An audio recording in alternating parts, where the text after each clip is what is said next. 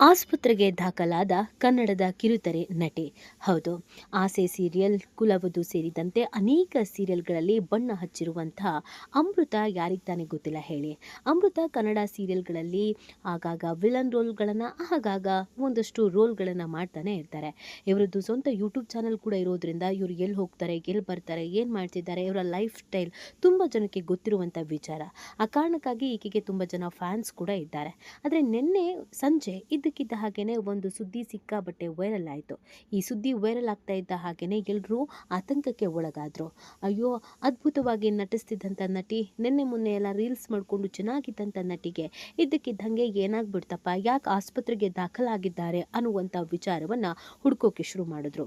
ಹೌದು, ನಟಿ ಅಮೃತ ತಾವಾಗಿಯೇ ತಮ್ಮ ಇನ್ಸ್ಟಾಗ್ರಾಮ್ನಲ್ಲಿ ಒಂದು ಸ್ಟೋರಿಯನ್ನು ಹಾಕಿದ್ರು. ಅದೇನಂತ ಹೇಳಿದ್ರೆ, ನನಗೆ ಆರೋಗ್ಯ ಸರಿಯಿಲ್ಲ, ನಾನು ಹುಷಾರು ತಪ್ಪಿದ್ದೀನಿ, ದಯವಿಟ್ಟು ನೀವು ಯಾರು ಹೀಗೆ ಮಾಡ್ಕೊಳ್ಬೇಡಿ ಅಂತ ಮನವಿಯನ್ನು ಮಾಡಿಕೊಂಡ್ರು. ಅದು ಅಲ್ಲದೆ ಯಾವ ಹಾಸ್ಪಿಟಲಲ್ಲಿ ಇದ್ದೀನಿ ಅನ್ನೋದನ್ನು ಕೂಡ ಅದೇ ಹಾಸ್ಪಿಟಲ್ಗೆ ಟ್ಯಾಗ್ ಮಾಡೋದ್ರ ಮುಖಾಂತರವಾಗಿ ವಿಚಾರವನ್ನು ಬಹಿರಂಗಪಡಿಸಿದ್ರು. ಒಬ್ಬ ನಟಿಯಾಗಿ ಏನು ಮಾಡಬೇಕಾಗಿತ್ತು ಅದನ್ನೇ ಮಾಡಿದ್ದಾರೆ.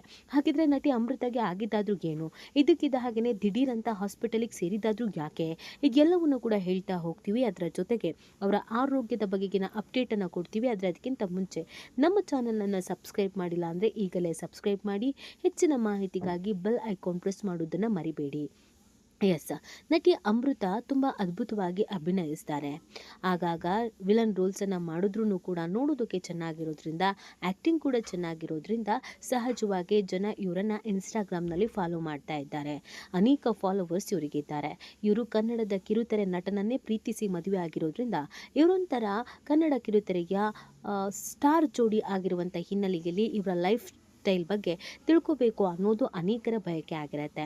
ನಾರ್ಮಲ್ ಆಗಿ ನಾವೆಲ್ಲ ಸಿನಿಮಾ ಹೀರೋಯಿನ್ಸ್ ಅಥವಾ ಸೀರಿಯಲ್ನ ನಟಿಯರು ಅಂತ ಹೇಳಿದ್ರೆ ಅವ್ರ ಲೈಫು ಬಿಂದಾಸ್ ಆಗಿರುತ್ತೆ, ತುಂಬ ಚೆನ್ನಾಗಿರುತ್ತೆ, ಅವ್ರಿಗೇನು ಸಮಸ್ಯೆ ಆಗಿರುತ್ತೆ, ಏನೂ ಸಮಸ್ಯೆ ಆಗಿರೋದಿಲ್ಲ, ಈ ಥರದ್ದೆಲ್ಲ ಯೋಚನೆ ಮಾಡಿರ್ತೀವಿ. ಆದರೆ ಅವರು ಕೂಡ ಜೀವನದಲ್ಲಿ ಒಂದಷ್ಟು ಸಮಸ್ಯೆಗಳನ್ನು ಎದುರಿಸ್ತಾ ಇರ್ತಾರೆ. ನಾರ್ಮಲ್ ನಮ್ಮ ಜನಸಾಮಾನ್ಯರಂತೆ ಅವ್ರುಗಳಿಗೂ ಕೂಡ ಮಾನಸಿಕವಾಗಿ, ದೈಹಿಕವಾಗಿ ಒಂದಷ್ಟು ಸಮಸ್ಯೆಗಳು ಆಗ್ತಾ ಇರುತ್ತೆ ಅನ್ನೋದನ್ನು ನಾವು ಅರ್ಥ ಮಾಡ್ಕೊಳ್ಬೇಕಾಗತ್ತೆ. ಸೊ ಈಗ ಅಮೃತ ಅವರ ವಿಚಾರದಲ್ಲಿ ಆಗಿದ್ದು ಕೂಡ ಅದೇನೆ. ನಿರಂತರವಾದಂಥ ಶೂಟಿಂಗ್ ಇದ್ದಂಥ ಸಂದರ್ಭದಲ್ಲಿ ಕೆಲವೊಮ್ಮೆ ನಮ್ಮ ಮೂಲಭೂತ ಹಕ್ಕುಗಳು, ಅಂದರೆ ನಾವು ಬಾತ್ರೂಮಿಗೆ ಹೋಗಬೇಕು ಅಥವಾ ಎಮರ್ಜೆನ್ಸಿ ಟಾಯ್ಲೆಟ್ಗೆ ಹೋಗಬೇಕು ಅಂತಂದ್ರೂ ಕೂಡ ಅದು ತೀರಾನೇ ಕಷ್ಟ ಆಗುತ್ತೆ.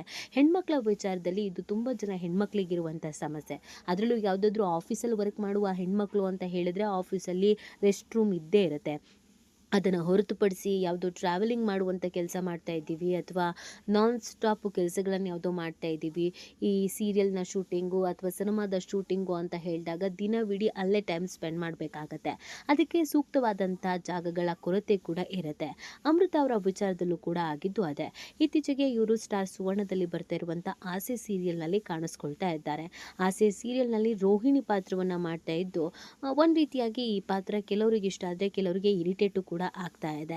ಈ ಪಾತ್ರಕ್ಕೆ ದಿನನಿತ್ಯವೂ ಶೂಟಿಂಗಿಗೆ ಹೋಗಲೇಬೇಕಾಗತ್ತೆ. ಯಾಕಂದರೆ ಪ್ರತಿನಿತ್ಯವೂ ರೋಹಿಣಿ ಪಾತ್ರ ಬರೋದ್ರಿಂದ ಆ ಪಾತ್ರಕ್ಕೆ ಜೀವ ತುಂಬಬೇಕು ಅಂತಂದರೆ ಪ್ರತಿನಿತ್ಯವೂ ಕೂಡ ಅವರು ಶೂಟಿಂಗ್ನಲ್ಲಿ ಭಾಗಿಯಾಗಲೇಬೇಕಾಗತ್ತೆ. ಅಂಥ ಸಂದರ್ಭದಲ್ಲಿ ಏನು ಅರ್ಜೆಂಟ್ ಯೂರಿನ್ ಪಾಸ್ ಮಾಡಬೇಕು ಅಂತ ಅಂದರೆ ತೀರಾ ಕಷ್ಟದ ಸಂದರ್ಭಗಳು ಆಗಿರುತ್ತೆ. ಕ್ಯಾರವಾನನ್ನು ಬಳಕೆ ಮಾಡ್ಕೊಳ್ತಾರೆ ನಟ ನಟಿಯರು. ಅದು ತುಂಬ ಜನಕ್ಕೆ ಗೊತ್ತಿರುವಂಥ ವಿಚಾರ. ಸೊ ಅವರು ಊಟ ಮಾಡೋದಾಗಿರ್ಬೋದು, ತಿಂಡಿ ಮಾಡೋದಾಗಿರ್ಬೋದು, ಮಲಗೋದಾಗಿರ್ಬೋದು ಅಥವಾ ರೆಸ್ಟ್ ರೂಮಿಗೆ ಹೋಗೋದಾಗಿರ್ಬೋದು, ಸ್ವಲ್ಪ ರೆಸ್ಟ್ ಮಾಡಬೇಕು ಅಂತ ಅನಿಸಿದ್ರು, ಫೀಡಿಂಗ್ ಯಾರಾದರೂ ಇದ್ದರೆ ಫೀಡಿಂಗ್ ಮಾಡಬೇಕು ಅಂತ ಅನಿಸಿದ್ರು, ನಾರ್ಮಲ್ ಆಗಿ ಹೆಣ್ಮಕ್ಳಿಗೆ ಪೀರಿಯಡ್ಸ್ ಆದಾಗ ಸಾಕಷ್ಟು ಸಮಸ್ಯೆಗಳು ಕೂಡ ಇರುತ್ತೆ. ಆ ಸಮಸ್ಯೆಗಳಿಗೆಲ್ಲವನ್ನು ಅವರು ಕ್ಯಾರವಾನ್ನಲ್ಲೇ ನೋಡ್ಕೊಳ್ಬೇಕಾಗತ್ತೆ. ಅಮೃತ ಕೂಡ ಕ್ಯಾರವಾನನ್ನು ಬಳಕೆ ಮಾಡ್ಕೊಳ್ತಿದ್ರು.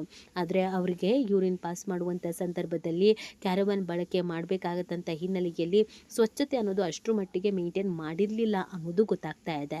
ಸೊ ಆ ಕಾರಣಕ್ಕಾಗಿ ಅವರಿಗೆ ಯೂರಿನ್ ಇನ್ಫೆಕ್ಷನ್ ಆಗಿದೆ. ಆ ಯೂರಿನ್ ಇನ್ಫೆಕ್ಷನ್ ಎಷ್ಟರ ಮಟ್ಟಿಗೆ ಆಗಿದೆ ಅಂದರೆ ತೀರಾ ಸಮಸ್ಯೆ ಆಗಿಬಿಟ್ಟಿದೆ. ಇದನ್ನು ಸ್ವತಃ ನಟಿ ಅಮೃತನೇ ಹೇಳ್ಕೊಂಡಿದ್ದಾರೆ. ನನಗೆ ಯೂರಿನ್ ಇನ್ಫೆಕ್ಷನ್ ತುಂಬ ಆಗಿದೆ, ಎಷ್ಟರ ಮಟ್ಟಿಗೆ ಅಂತ ಹೇಳೋದಕ್ಕೆ ಸಾಧ್ಯನೇ ಇಲ್ಲ. ಕೊನೆಯದಾಗಿ ನಾನು ಹಾಸ್ಪಿಟಲ್ಗೆ ಅಡ್ಮಿಟ್ ಆಗಬೇಕಾಯಿತು. ಅಷ್ಟರ ಮಟ್ಟಿಗೆ ನನ್ನ ಆರೋಗ್ಯ ಹದಗೆಟ್ಟು ಹೋಗಿದೆ. ನಾವು ಶೂಟಿಂಗ್ ಸಂದರ್ಭದಲ್ಲಿ ಕ್ಯಾರವಾನನ್ನು ಬಳಕೆ ಮಾಡ್ಕೊಳ್ಬೇಕಾಗತ್ತೆ. ಆದರೆ ನಾನು ಎಷ್ಟೇ ಎಚ್ಚರಿಕೆ ವಹಿಸಿದ್ರೂ ಕೂಡ ಅದನ್ನು ಸರಿ ಮಾಡ್ಕೊಳ್ಳೋಕ್ಕಾಗಲೇ ಇಲ್ಲ. ತುಂಬ ಹುಷಾರು ತಪ್ಪಿದ್ದೀನಿ. ಅದಕ್ಕೇ ನಾನು ಸ್ಪರ್ಶ ಹಾಸ್ಪಿಟಲ್ನಲ್ಲಿ ದಾಖಲಾಗಿದ್ದೀನಿ. ಇದೊಂದು ರೀತಿಯಾದಂಥ ಕಾಯಿಲೆ ಆಗಿತ್ತು. ಇದನ್ನು ನೆಗ್ಲೆಕ್ಟ್ ಕೂಡ ಮಾಡೋ ಹಾಗಿಲ್ಲ ಅಂತ ಅವರು ಹೇಳ್ಕೊಂಡಿದ್ದಾರೆ. ನಿಜವಾಗ್ಲೂ ಹೌದು.